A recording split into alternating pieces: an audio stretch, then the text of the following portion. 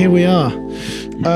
My guest today is a comedian, a dancer, a model, an actress. I can be. Could be. One day, soon to be actress, Sharifa Butterfly. Sharifa, thank you very much for joining me. Thank you. Tell the thousands and millions of listeners that I have on this podcast a little bit about what you're up to at the moment, because you seem to be everywhere. You've been super viral recently on like TikTok and Instagram. Yeah. Telling stories, and you kind of talk about your upbringing a little bit, and also like dating and religion and getting into comedy. So I kind of wanted to start there, really. Like, how did you get into comedy, and what were you doing before that? What was it? Well, I was dancing before that, pretty much. I'm a dancer. I'm a hip-hop dancer. But I got into comedy because I got asked to do a dance show, and the dance show, I was like, can I just do something different? It was like one of those projects where you, like, artists work on something for like a week and then they show everyone what they did. And it was at Sadler's Wells. And I was like, I don't really want to dance. Can I just do something else? And I got like roller skates and was like chatting to the audience. And I guess it was kind of like stand up, but I just didn't realize it was stand up. I was just trying to do just... You're at Sadler's Wells, like where they do like the ballet? Yeah. Like the theatre around here? Yeah. And but in roller skates, but then you were just doing like crowd work. But they do they do something called open art surgery, where it's like an R&D basically. So for a week they'll have a bunch of artists making art, and then they show it to an audience, and then the audience can like pick their brains and ask them questions and stuff. And I did that, and I basically just kind of I don't know if I can call it stand-up, because it wasn't like I'm doing stand-up, but I had a microphone and I was standing up and I was just chatting shit. They were laughing at you. They were laughing. We were having a great time. Yeah. We were having a blast. And then at the end, when they were trying to ask questions, some people were like, yeah, that was funny as hell. But then some people were like, yes, I can see, even though it was funny, you know, I can see that when you was eating chips, McDonald's chips on stage and chatting to that man, there was a deeper meaning about, you know, the meaning of life and being a woman in society. And I was like, no, I just didn't want to do anything that deep, because you were dancing. I've seen some of you, like your early videos on Instagram are all like when we started doing comedy, I think roughly the same time. So I remember like doing open mics together, and at that time you hadn't posted any comedy. So like the first time I saw any of your stuff online, it was like breakdancing videos, which feels like it couldn't be further away from stand-up. No, I think that it's all just performing, isn't it? That's true. One is like through moves, one's through jokes. I think if you're a poet, it's like it's a bit deeper, but you still have a microphone. How did you get into that? Like, because you were dancing like really young. Yeah, do you know what? I just be careful what you show your kids, because I literally just watched Honey and Step Up, and I was like, oh, that's it. I want to do that. Yeah, you literally. And I'm a hip hop battle dancer. Like, I literally just saw it and was like, cool. How do you get into those battles? Because I see those all the time on social. Do you want to get into one? For me, there's a very natural path from what I'm doing, like directly into. Well, because I grew up on those films as well, and I didn't watch that and go. I remember watching like Step Up and like. But do you know, not to like dive into autism yet, but I feel like a lot of. Some people, they get into like trains, autistic people get into like trains. Some people get into like, I don't know, collecting rocks and stuff. But some people get into like hip hop movies and watch all the things and are like, yeah, that's it. Yeah, I should clarify for context for our listeners that you talk about having autism. You've been diagnosed with autism? Yeah, okay. Because the way you made it sound was that I was talking about Step Up, and then you were like, you might have autism. I also have ADHD, so I might just jump around. Yeah. No, but also don't a lot of autistic people like hypermobile?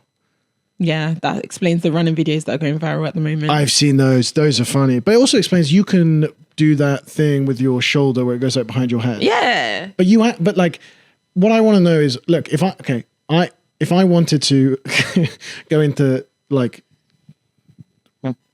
battle dancing, which I can totally see, my worry would be that like I can't do that thing that they do. But that's a specifically me thing. That's like my strength. That's your superpower. Yeah, like maybe you've got a really good wiggle. Maybe I'm going to start this now. Maybe you're super strong and you can do power moves.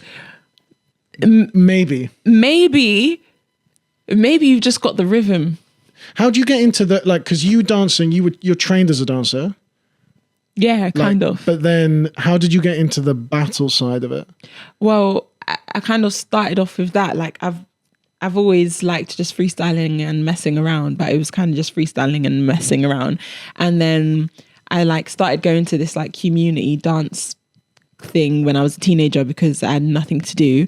And then they were like, we're going to rehearse in South Bank Centre. And in South Bank Centre, where we was rehearsing one day, doing like just little cute routines, there were like all these dancers and like b-boys and b-girls and like what's a b-boy? Did you see what was in the Olympics?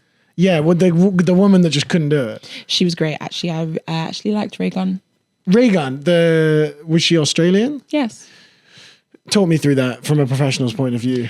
Okay, well, from my personal point of view, I feel like she got absolutely bullied online. But at the end of the day, she dance like a 36-year-old white lady that's deciding to give hip hop a go? Yes.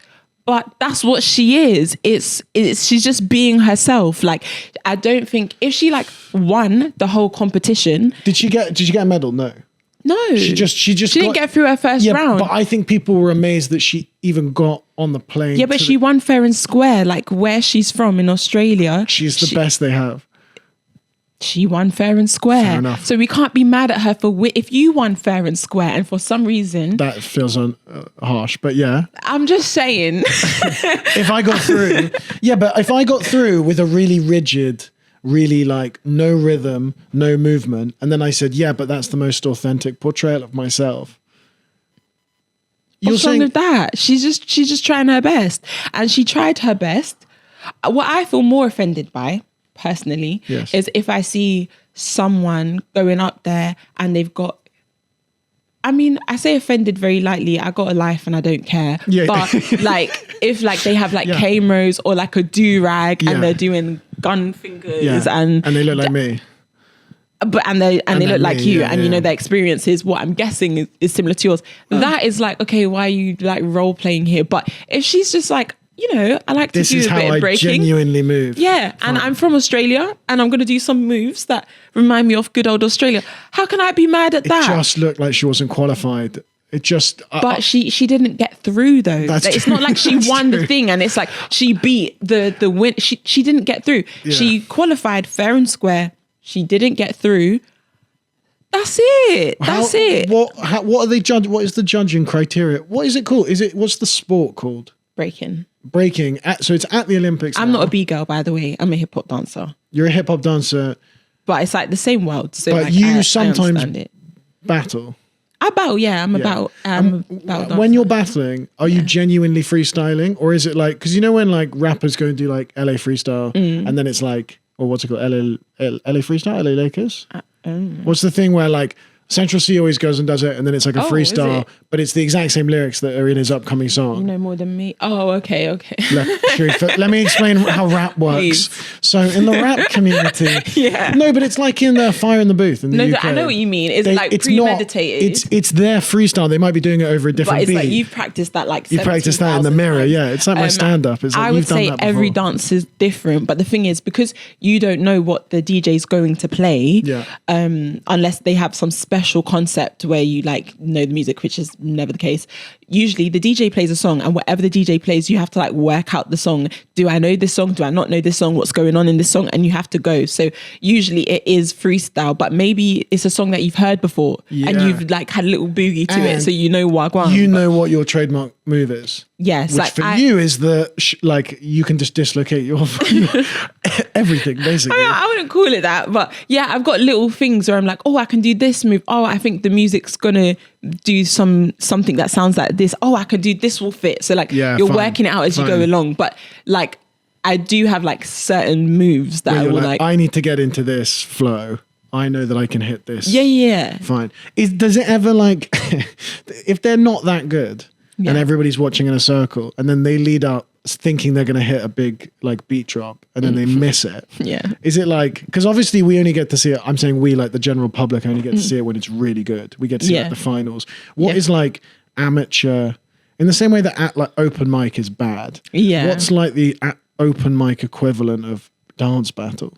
Well, I think when it comes to like comedy and like the hip hop scene, the comedy scene, even though I think comedians are like, oh, it's very niche, it's like the hip hop scene is very, very, very niche. So sometimes you can go to different like comedy nights and be like, oh, I don't know anyone on this lineup sometimes. Yeah. But like with the like hip hop scene, you pretty much know everyone that's going to be at the event. You recognize everyone. If there's someone new, it's quite obvious that they're new and stuff. So I think in each battle there's just a little bit of everything. There's the ones where you're like, oh, they're going to get pretty far in the competition, and then there's the ones where you're like, you're probably not getting past the first She's round. going to represent Australia in the Olympics, and that is going to be the peak man. of it. I like Raygun. Look, hey, I'm not going to try and keep bringing this back to Raygun. I just feel like she has put that sport on the map, and not necessarily in the best way. And what's wrong with that? Well, no, what is wrong with that? No. I don't want the break community like on my ass. But no, I think the breaking community is pretty like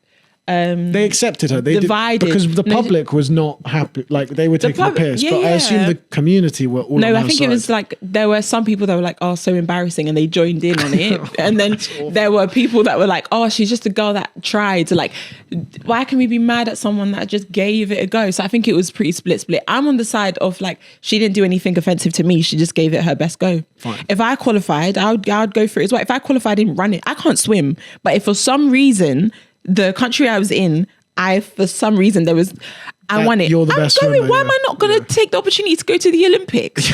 I'm going. I'm going to give it a go. It did just look like they put like a sketch where they put the wrong vest on, and we all got to enjoy it. I personally enjoyed her moves, and it's true. And we're still talking about it like a year later. Like it's still so she was called Raygun. You go by Sharifa Butterfly?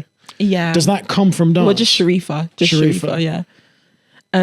Butterfly's not your real surname. I changed it like 6 years ago because I was annoyed at my dad. You can do that, by the way. But I mean, you and your dad seem to have a nice relationship. Changed it legally. Yeah. I get on with my dad. I could still change my surname. You could, and then by the next weekend you can change it back. Because it's so easy to do. So your surname is Butterfly? Yeah. Oh, cool. Okay, so that's not like a rap. That wasn't like a dance battle there. No, but it sounds like it could be, I guess. But I feel like if I was going to have a dance name, I should have done it when I was a teenager. Because I know a lot of dancers that have like names and they're cool names, and I actually just know them by their dance names now. But they like establish those names as a teenager. I feel like now at my age, I can't just come out and be like, my name's the Destroyer. Yeah. No one's going to take me seriously. Yeah. But I've missed the crucial opportunity. I feel the same way. Just come out like white chocolate. Like nobody, that's a good one. White chocolate's good. Yeah. White chocolate's the go-to. Do you know what? Yeah. I'd actually like to start that. The problem is if I start it doesn't look good.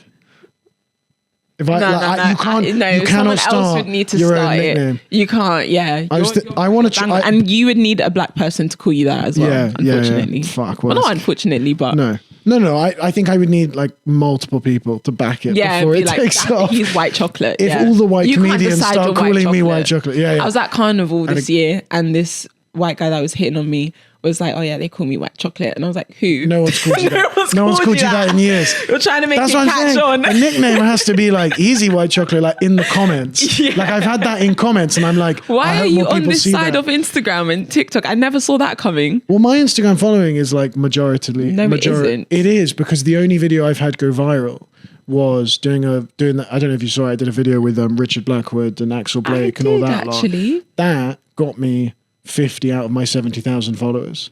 And that is you're lying entirely. So you have a black following and never saw that coming. I'd call it a following of colour. And they're calling you white chocolate in the comments. Yeah. All the comments are positive. Has your personality changed? Yeah. Of course. I've changed up. What's changed? I'm fresh now. You're fresh, but like, you just wake up. This is now a black-owned podcast. I had Michael Onuwade last week. I've got you this week. That's it. Wow. I've got Mensa next week. I had 9 white guests. You've got to give the fans what they need. Look. Do you feel better than all the other white people? I follow my audience. You should do. I do actually. I do. Because when black people F with you, it means you're really something, honestly. Well, the problem is, before that, only white people fucked with me, and I didn't like that shit at all. I didn't like that. They mistook me as one of them. No, but you wasn't. You was white chocolate. You was white. I was white chocolate on the inside, but people didn't see it. on the outside I was like Lord Chocolate or whatever, and it was like problematic. Yeah.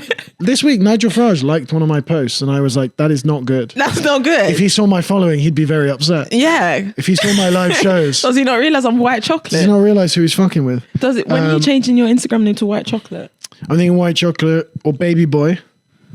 White chocolate is definitely much more for a compliment. My issue with white chocolate... White chocolate means that black women are endorsing you. And that is the biggest endorsement you can get. Look, I'd hate to speak on behalf of black women. I'd never do that. But they've been talking about me a lot in the group chats. Wow. How do you know they've been talking about you in the group because that reel has like 250,000 shares.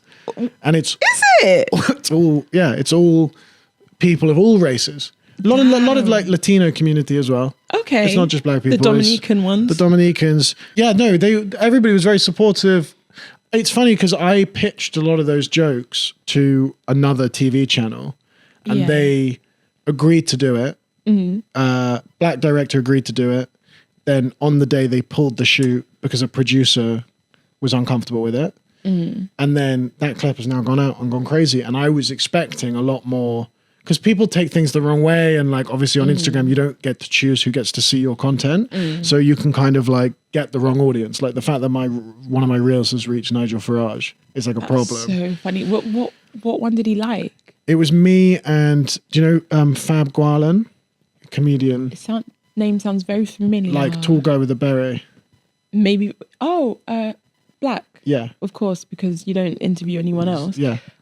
Yes, I do actually. So he's Nigerian. Nigerian French comedian DJ. Yeah. He was on the podcast and we were talking. It was when Reform's £100, like they released a football kit with like Farage 10 on the back, and we were taking the piss out of it. Yeah. Chopped that up, put it in a reel, put it out. Mm-hmm. Farage liked it like 2 days ago. That's so random. So random. We can't choose. We can't choose. He didn't like my video with Axel Blake and Richard Blackwood. Oh, he didn't like that. He didn't like that one.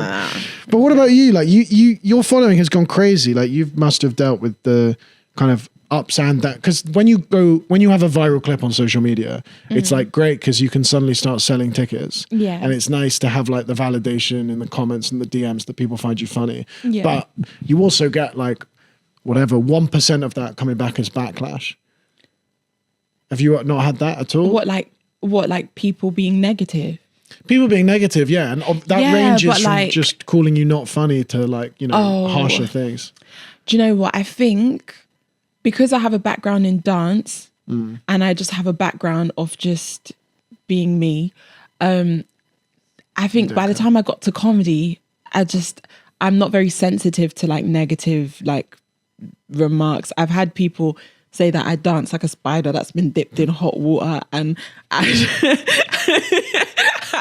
when I was like a teenager on Twitter, and I'm like, that's so rude, but I hope she dies of cancer.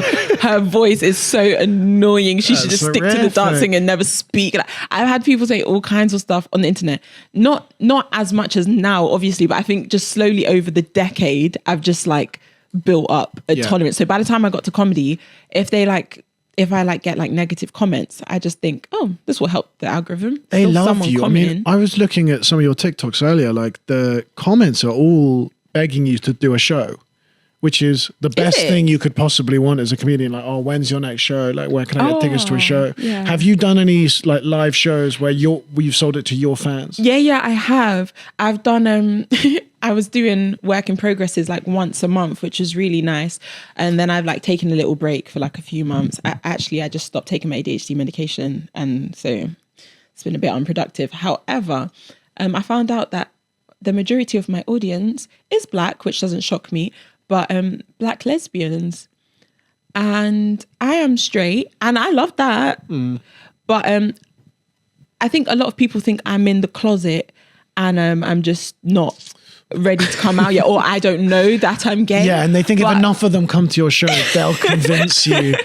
Why do they think you're gay? Because you wear big pink outfits on stage, or is it because what you talk about? I mean, the shaved head probably doesn't help. Doesn't help, and I think because I talk about being a virgin a lot, and they're like, because of her age, she must just not like men. But unfortunately, I biologically do. They're just so terrible. Sorry, that like I want better for myself. So even if I find them attractive, they have to be of a certain standard, and that standard, I'm not seeing it. So it's just a bit of a not a sad situation because it's by choice, but as in like the men are not stepping up. That's what it is. It's not because I like women secretly. And if I did like coochie, I'd be with a woman. I'd be with the woman. Yeah. Oh my God. Women I've cried. Better. I've cried. You've cried over men, or cried that you can't be with women? Yeah, I've cried. I'm like, this could be so simple. Yeah. I'm attracting the baddies of all baddies in women form, and I'm attracting the crackheads and the scary men that have climbed out of hell. Where are you finding your men? Like, I've heard you talk about these men before. Where are you finding these freaks? Do you know what? I find these freaks in all different corners of the world, actually. Well, the last guy I've dated, he's not a freak, and I met him on Hinge.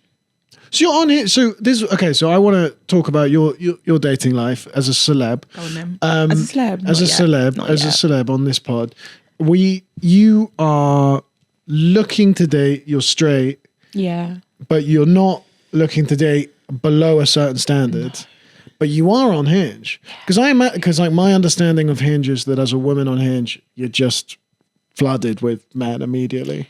It's easy pickings. But how are you like? I wouldn't say easy pickings. You're flooded with men, but that doesn't mean that you want all the men. What are you looking for? Is this like an advert? Yeah. Okay. There are literally hundreds of people watch this every week. Really?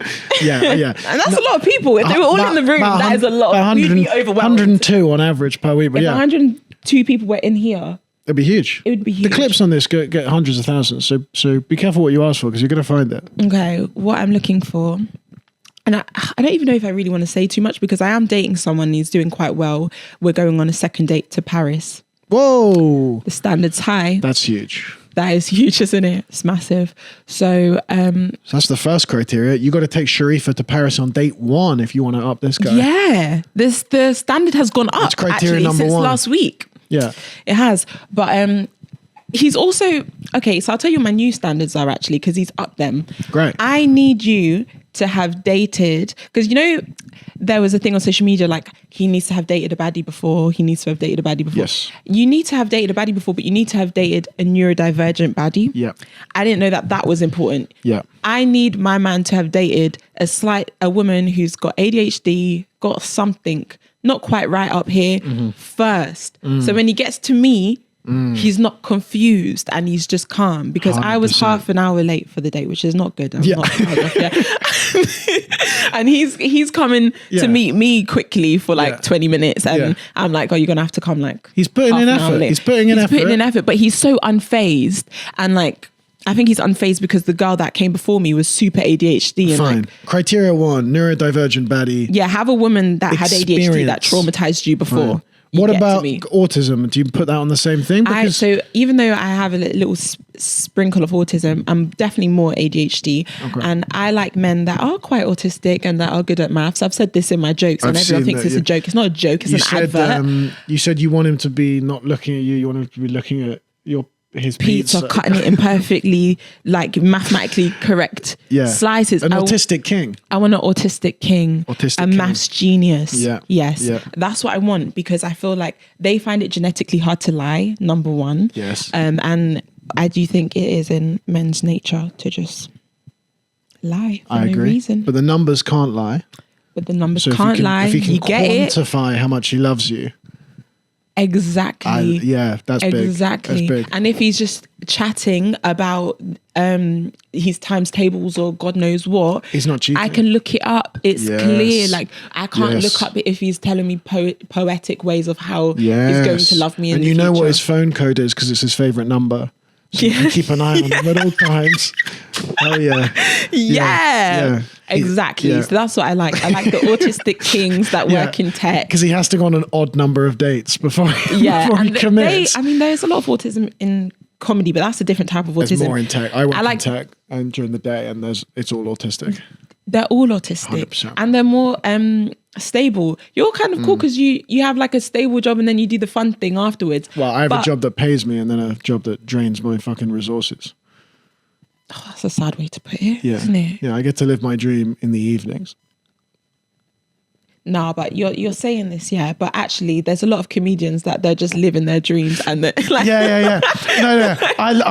I'm well up right now. Yeah, you're well up. The following's going well. White chocolate's catching on. I'm getting paid all day. It's not a problem. I'm killing it. You're having a great time. You're having a great time.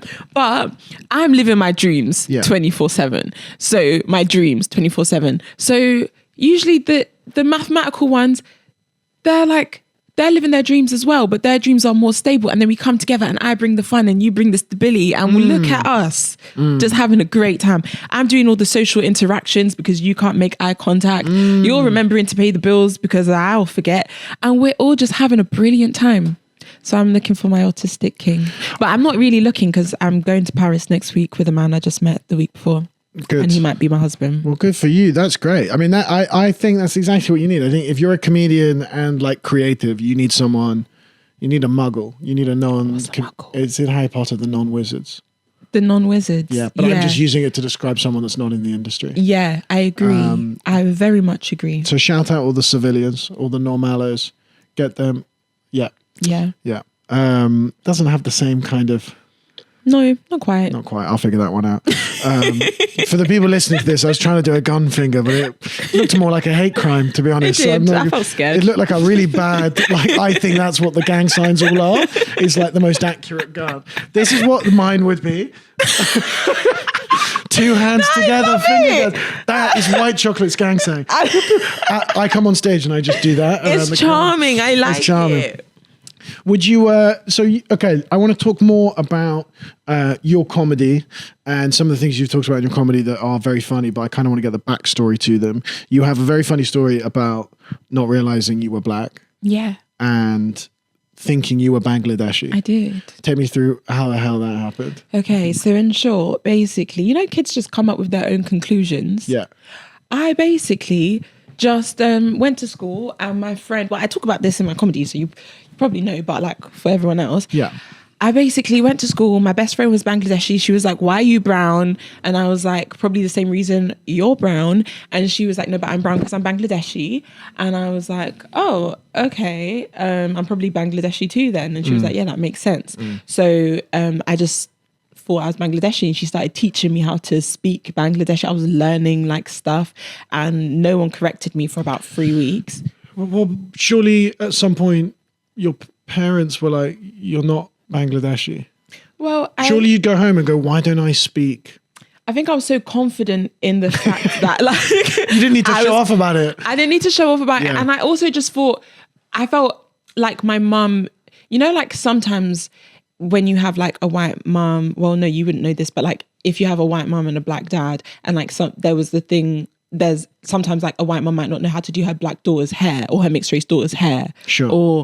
I thought I was having one of those situations. Like my mum's got a Bangladeshi daughter and she just doesn't know how to raise her. She's an ignorant Jamaican lady who has no idea how to raise an Asian child because she doesn't care She doesn't care about my culture. So that's what I thought that was. And I thought there's no point bringing that up to her. And also she's a bit scary. So we're just going to move on. We're not going to talk about it. I'll take this on in my own hands and I'm young enough to move forward. And then I found out because my white teacher in school started laughing at me when I said I was Bangladeshi and it all unraveled. Seems like a hate crime that. That's what I thought it was. You laughing at me for identifying as Bangladeshi? Yeah. She would have freaked. She's racist. Go get her. Freaked out. Were you disappointed to find out you weren't Bangladeshi? I almost passed out. Yeah. I was, what? I'm black. Don't do that. What were you dancing when you were at school? Like what age did you start? I was just always dancing, but I wasn't necessarily good the whole time. Yeah, like Raygun. Listen, not too much of my girl Raygun. No. That's a Raygun. You're going to lose your white chocolate. That's a great callback. Your white chocolate name. Fine. I'll never talk about her again. Yeah, unless we're going to say positive things, because that lady had been through enough. She's been through a lot. Yeah. She's been through a lot. When you were at school, you were dancing. Did you get diagnosed as autistic at school? ADHD at school? Because that feels like a really hard place to not know why you're thinking differently to everyone else. So they clocked on that I might have been neurodivergent, but they didn't know what.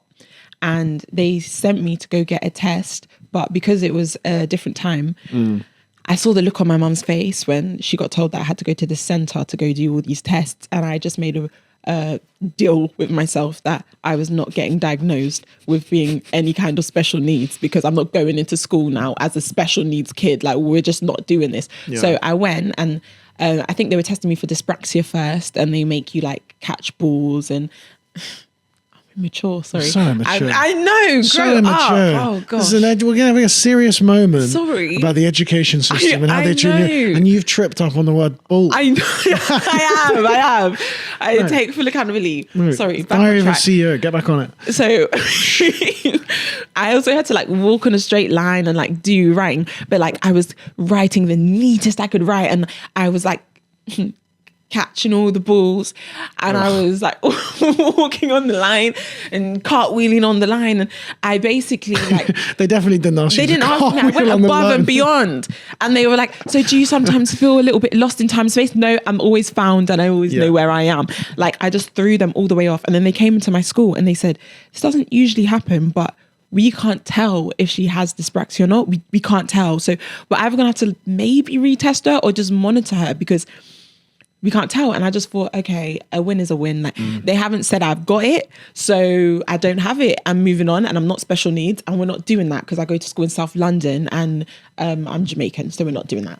So that was that. And then I ended up leaving that school, ended up in Liverpool with my dad, ended up going to a school there, and it just never got brought up again until college. And they were like, we think you're neurodivergent. And I said, I think you're neurodivergent. And they were like, Sharifa, we're going to test you. I said, well, you can't test me if I don't go through the test. That's not how it works at all.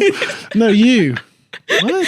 No, because I just felt like I have enough things. Like, I'm a woman, I'm black. There's enough stuff going on. I felt like I didn't need an extra label, but I've realized with age that if you think I don't need the extra label, it doesn't stop you from having the label. Like, no. I'm still late to everything. I'm still sensitive to the lights and the sounds, and I have the things. Well, arguably what you proved in the amount of effort you were going to not come across as dyspraxic was that you were masking really well. Not very well, because they kept telling me to go get tested. They were like, we thought you were dyspraxic, but now we think you're autistic. And ADHD. You have, but you know what? They knew I had ADHD because my head teacher put me on a sugar-free diet, only me, in school. And I used to lose my flipping mind. She used to go through my bags and take out all the sugar.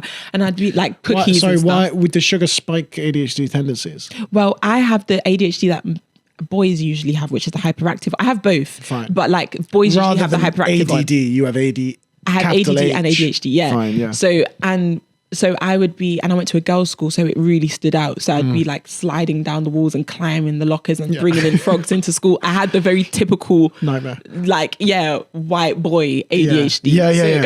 That is white boy school shooter vibes, where he's like playing with all the look, a worm, and he's like stabbing it repeatedly. No, I weren't stabbing no worms. But I loved them, frogs, and I would name them. Oh, fine. You bring it into the classroom. Snails. I was that kid. Yeah. So because of that, they were like, we can't give her sugar because she's a nightmare. And I was like, I'm not a nightmare just because I have sugar. This is just my personality. But it wasn't my personality. I was high. I was high on Maryland cookies. Did you eventually get medicated? I tried it. I tried it, yeah. When I started doing comedy. Adderall, Ritalin, what were we rocking with? They gave me a cocktail of things throughout the year and a half that I was on it. And the last thing I was on was Elvance. I didn't know that one. So yeah, ADHD medication. I've been on a few. But it's similar to Ritalin. Same thing. Did you find it worked, or did you find it like kind of slumped your creative buzz? What I found was that I was getting to comedy clubs not too late. I found that good start. I was able to write better because, like, most of it is like, not most of it, but like a big part of it is the writing, and like writing. When you do a joke, that's not the final product. You go back and you rewrite it for a different audience, and that process, I'm like, no, I've done it. I want to move on to another subject. I'm very like that. So it helped me be like, oh, this is so boring, but let me rewrite the joke. So it calmed me down a bit, and I found it easier to like sit down and write. What I didn't find easier is being on stage, because I feel like I was telling jokes like this, and I would have these weird thoughts that would go, is this a sensible thing to say right now? Which is, I guess, good in general life, but it's not good if you're on stage. Yeah. So I felt like I was dimming my sparkle, but then I was also like getting stuff done and getting like clips out there here and there and stuff. And on the days where I needed to get my clips, I just wouldn't take my medication. But I was still, it made me more productive. And then since I've been off it, I don't know if you've noticed, but my social media, there's not been many stand-up clips. I got a chicken on Tuesday, then the chicken died on Wednesday, then I'm running and the running video's going viral, and then I'm in Lord Farquaad costume and I'm probably going on. It's been sporadic. It's been sporadic. And everyone's like, why has your Instagram got so random? Because I'm off my meds. That's why. That makes sense. That's why. Okay, cool. Well, do you know Oliver? Ollie, which one? Oliver Moore. Oh yeah, I bumped into him. Ollie Moore, shout out comedian Ollie Moore. Yeah, he's lovely. I bumped into him at a thing, and he was like, "Why have I not seen you at many?" I mean, I am obviously gigging and stuff and doing shows, but just I'm not at like every open mic. I'm just not around like maybe 6 months ago. He was like, "Why haven't I seen you?" I'm like, "I don't know," and I was like, "Well, I've stopped my meds." He was like, "That's it. You stopped your meds, that might so be I'm not seeing you." And I'm like, "Oh yeah." But you've also like really taken off. I mean, look, I'm aware that it's all, everybody has like a different opinion from the outside, and how you feel like you're doing is always different to how you are as you do it. And everybody's, especially with comedy, doing it in such a different way. But it feels like those clips going super viral, you're now playing all the like big clubs. People want to come to your solo shows. I mean, is comedy now the thing that takes up the most of your time? Yes. And then second would be dance, I guess. But I would say like dance is like I always will have a special place in my heart for dance, but I'm not at every battle. I have not been at, like, I might pop up because you're off your meds. Because I'm off my meds. Yeah, you're just not there. No, because I'm doing comedy and that's my main focus. So and because I'm off my meds. That's the number one thing you're cooking at the moment is comedy. Comedy, more than the dancing. Yeah, and then if I do like the odd like modeling campaign or whatever, it's just job, like work and stuff. And if I do the odd dance job, it's work. And then maybe for passion, if like somebody invites me to a dance event, then I'll go and do the dance. Like I'm going to Spain on Friday. Nice. To go get jiggy, to go do a dance event. But it's really like when I turn up at dance events, people are like, "Oh, you're here. Are you dancing?" Or you just, you cracking jokes. Are you back? And I'm like, "Nah, I'm here for today and I'm gone tomorrow." Fine. And then when I post the video, people are like, "Are you back? Like, please keep. Don't go away again." I'm like, "Yeah, I'm back." The thing I'm so jealous of is like on your social media, whatever you post, everybody's like, "Oh, we want more of this." We're like, "Oh, please dance more." I have to like beg people to come to my shows, and everyone in your comments are like, "I'd pay anything to come and see you do anything. And I just want to look at your outfit." And I'm like, "That's not fair. Like, that's bullshit." But you're right. Maybe you should switch your outfits up. Well, I do like outfit. I know. No, today, I do like those trousers. So I'm actually really glad you said this because I was panicking because I forgot to pack trousers. These are Lululemon athleisure wear. Oh, go on. By the way, subscribe. Clever for Lululemon. We get these up. They don't look like something you'd sweat in. No. Well, I wear them. I can wear them to the gym, but I can also wear them to a meeting. This is what the tech boys are wearing. This is why you need an autistic king. Is it? What we rock. So where do you work? Can you not give that information? I can't give it away. That's okay. I do liberal comedy in the evening. You've got good dancer feet. The arches are there. They're not flat. I don't know why I'm doing it like a ballet foot. By the way, if you're not watching this episode, it's not going to make any sense. Yeah, true. Sorry. Make sure you watch on YouTube because that's where I want. I got a bit distracted. It was a good arch. Anyway, what I wanted to ask you is, do you think obviously, who knows, maybe this is my future husband, the man that's taking me to Paris next week. Yeah. But just in case he's not, any future husbands for me at your workplace? No. I work with a lot of like, well, how old are you? 31. What? Are you actually? How old did you think I was? You thought I was like, I thought you were younger than me. I'm 25. It's the maturity level, but no, I'm 31. Yeah. You're 31? 31. Jesus. Okay. Yeah. Now you can date some of the people. Okay. What I'm saying is I work with like mostly like 30 to 50-year-old developers and tech people. That's so funny. So what you thought? But I thought you were like my age or a little bit younger, and I'm not going to set you up with like a 40-year-old coder. No, the man I'm going on to Paris with is 40. Or older. Yes. Okay. You're 31 years old. 31 years of Jesus. age. I don't know. Actually, I'm now not sure if this is a compliment because in my head I'm like, it's because I look so youthful. But is it the maturity thing? It's the maturity thing, but also it's like we started comedy at the same time. I thought we were the same age. I was like, oh, like, yeah, like people always ask me like, oh, like who did you come up with? Well, you're one of the names I'll chuck in there. And it's like, I ain't come up. You're 6 years older than me. Yeah. And you're elder. You're my elder. Okay, well that changes everything. If there's any, what is your? Respect me more. What is your? No, I actually respect you less. Really? Yeah. Why? Because you now I know that you're in your 30s. I expect much. My expectations have gone up. Is it? What is your expectations of a woman in her 30s? Now you didn't need to add woman in there because that made it unfair. Let's do that. Shall I tell you what my expectations are for women in their 30s? I expect them to do whatever they want. Yeah, I see a little switcheroo you're trying to whenever they want. Yeah, and that's exactly what I'm doing. And I think that the men should step aside and support it. And I like to make space for older women, and that's why I've got you on the pod. Don't call me an older woman. Don't do that. Yeah. Okay. This is meant to be a youthful podcast, but the vibe's changed. What would be your ceiling and your floor dating age as a 31-year-old? Okay, so when I was 29, it changed. When I turned 30, it changes. It drastically changed, yeah. Because 29, if a 41-year-old, anything probably above the age of 35 wanted to date me, I just thought, gross. Pedophile. Yeah. But at 30... Yeah. My age begins with a 3. I don't think you can be a paedophile at all, no matter how old you are. So would you... I'm a fully grown woman at this point. But on Hinge, you must have a range. So it changes. It changes depending on how much I get. Whether you've taken your meds or not. Yeah. Just swiping the slider all over the place. Sometimes you got to switch up. At one point it was like 35 and I was like, that's safe. But then I was like, no, because the 35-year-olds think they're 25 and it's weird. So then I was like, I put it up to like 50 at one point, but then the 50-year-olds were calling me pop it, and I was like, I actually don't have the stomach for this. I can't. I thought I could do this, but I can't do this. So I brought it down to 40, and the man that I went on a date with last week was 40. That feels like a... But that must be interesting because some of those men you go on dates with must be like have had a family and like have kids. Or would you have a rule against that? Yes. I don't mean currently have a wife. I mean like has been married and divorced and... No. You're looking for a single 40-year-old.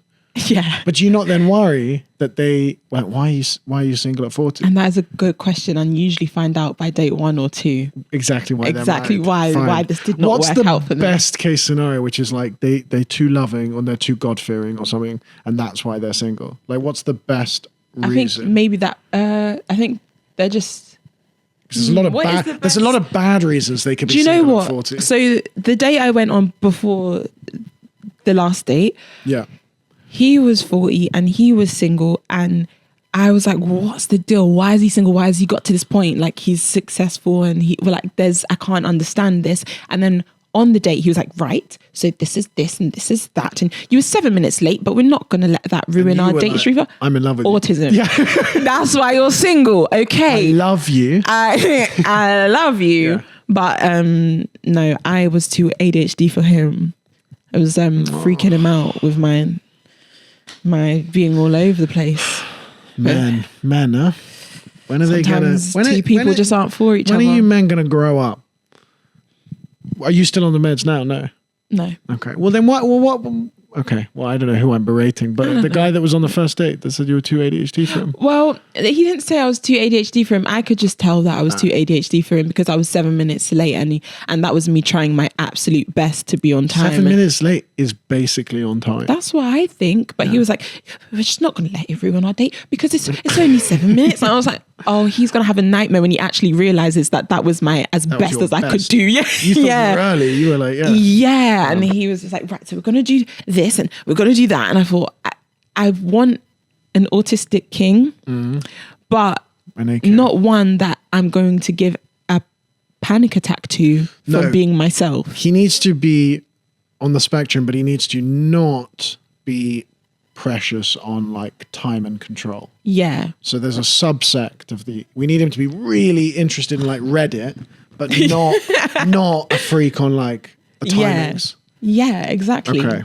Whereas the last guy, he was trying to organize how I'd get here on time. Yeah. And he's been trying to organize in the week that I've known him how I'm going to get from one gig to the other gig. And he's like, you need to message the organizer now because this just isn't actually possible. And we're going to do this and da-da-da. And have you iced your ankle? And he's very organized, but I was half an hour late and I'm all over the place. And he's like, what you like? And I was like, why are you so calm? Have you dated someone with ADHD before? And he was like, yeah. And I'm like, oh. ADHD baddies. The ones that have dated the ADHD baddies before. Fine. Look, well, I know that you've got another date, so we've only got about 10 minutes, but I want to ask you... Did you talk about everything you wanted to? Yes. I wanted to talk about what is next for you. Comedy is the front runner for what you're spending the most of your time on. Yeah. How do you see, like, the next couple of years of your career playing out? Who is your, like, comedy idol career-wise that you're like... I want to be on Live at the Apollo. I want to do my own tour. I want to do Edinburgh Fringe. Like, what are the key things for you? All. You want all of those things? I want all of those things that you named. My comedy idol is Cat Williams. And, I mean, he's absolutely hysterical and funny. But I think, if I'm going to be honest, he was my idol, not just because he was funny, but because I found out, like, before I even did comedy, that he... like adopted like 9 kids. Interesting. I didn't know that at all. I've been watching all of his interviews recently. Like he's kind of come back, hasn't he, in the last couple of years? Yeah. Yeah. Well, he's getting involved in a lot of like last year was celebrity crazy. beef. Mm-hmm. Didn't he like accuse Kevin Hart of going to the Diddy parties or something? I can't remember all of it, but he just popped up and started going. He was fucking on everyone. Mm-hmm, yeah. Mm-hmm. It was quite entertaining. But he adopted like 9 kids. I think he's got one himself, and then he's like adopted 9. And like, I just think, if you have a good heart and you're a good person, sometimes I can just invest, even if he wasn't funny. But then he also is really so funny, and he's the GOAT. Like, he's so funny. Mm-hmm. But I think I love the fact that he seems like an actual like good, like hearted person. And then when all the stuff started popping off last year and he went on the Shannon podcast and stuff, I like learned more about his story. Well, we all did, but he said that he was homeless like when he was a teenager and stuff. And then it made sense. I was like, oh, this is why you're so like, you've got such a big heart and you want to like give to like people that, and you want to like give something to like young people that just need like some love, and like you're so happy to do that because you know probably what it was like to like just need someone to like just give you a bit of love and like a bit of a chance. And like the fact that he's like used his experience to like not use his experience, but he's just so happy to like do that for so many kids. I just think it's so selfless. So he's my favorite comedian just for that reason alone. But then on top of that, he's just funny. On stage and off stage. On stage and off stage, yeah. I think he's one of the best, like his physical comedy. Like he has that bit where he's talking about the crocodile hunter. Yeah. And like, or is it Steve Irwin or whatever? And he just rugby tackles the stool. Yeah. Acting out like rugby tackling a crocodile, and I'm like, that's the funniest thing I've ever seen. And he hasn't said a word for like a minute. He's just like wriggling on the floor. And his opening to that show, I think he's got the best opening to a comedy show ever, which is where he plays like the Hustlers anthem, where he like plays like every day with hustle. Even if your job doesn't have hustle, and then he's in the library. I think he's like, yeah. I have only in the last 2 years. It was only last year when he came out with all the. Came on all the podcasts. I then went back and watched all his early stuff and was like, he's one of the greatest, and no one talks about him in that GOAT conversation. But yeah, no one talks. No one talks about him in the great. This like, is what I realized from doing comedy and Chappelle and da la la. Oh yeah, okay, yeah. But I feel like black people all talk about like him. But I realized like in the UK, or do you mean more in the US? If you're like on the scene and you're mostly around white comedians, then yeah, because I've had like white comedians on the scene bring up comedians that I'd never known, and they're like, how are you a comedian? Sure. This is like the best British icon ever. Like, and I'm like, oh, I just haven't heard of them because I didn't grow up watching them. Because even though I'm British, I'm black, so like I probably just don't relate to it as brilliant as he is. But like I've always known who Cat Williams is. And if you speak to any black comedian, they're like, of course I know. But then I've had British people be like, oh, who's your favorite? White British people be like, who's your favorite comedian? I'm like, Cat Williams, like before everything started going viral. And they've been like, that's so random. That's so niche. And I'm like, but it's not though. It's niche to you, I guess, because you're white British. But for me, it's like obvious. Like it's not niche. And to a lot of black people, it's obvious. So I think that's just a cultural, like, it's definitely a race thing. There's also definitely a class thing. Like if you ask like posh people, whom I understand very well, despite being white chocolate. But I've met posh people, and they're like they in comment. Like they ask me who my favorite comedian. When someone finds out I do comedy, they ask me who my favorite comedians are, and I'm like, you're just not gonna know about them, because if you're in that, like if you're like middle class white British, you grew up on like all this like Oxbridge comedy, the like Rowan Atkinsons and the Stephen Fry's, but you've definitely never seen a Cat Williams clip, or of course there's loads of people you won't have seen in the US.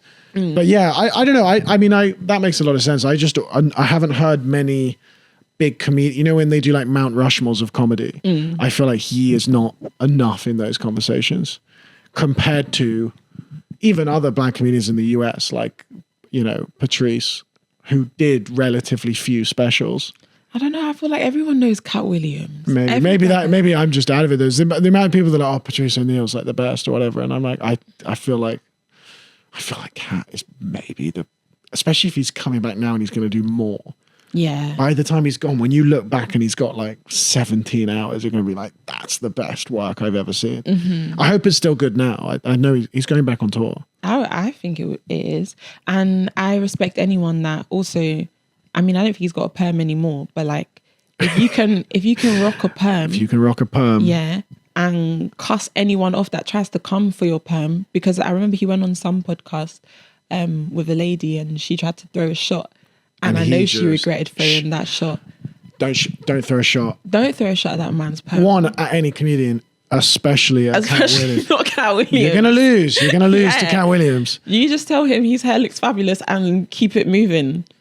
But yeah. Short King with a perm, one of the funniest men of all time. Respect the Cat. Cat, if you're listening to the podcast, which I think is maybe unlikely. Who knows? Who knows? He might. If Farage watches a clip, maybe Cat will watch a clip. That is all the questions I have, and that's also all the time we have because we're coming up to an hour. Is there anything you want to tell our listeners about? Do you have any upcoming shows? Speaking of, or where can they follow you? I'm not on my meds yet, but I'll probably just put on a show in the next few weeks. Very. What's the plan? Get back on the ADHD. Meds. And then book some shows. And then I'll let you guys know what's going on. And also, I always have like gigs here and there coming up, to be honest, but just follow me on Instagram, follow me on TikTok to find out, because I'll post it on my story very last minute. Nice. You can follow Sharifa on Instagram. If you're watching this on YouTube, it'll be in the description. And you can also follow me there, and I've got some shows coming up. Sharifa, thank you very much for joining me. Thank you, White Chocolate. Enjoy your day. Thank you.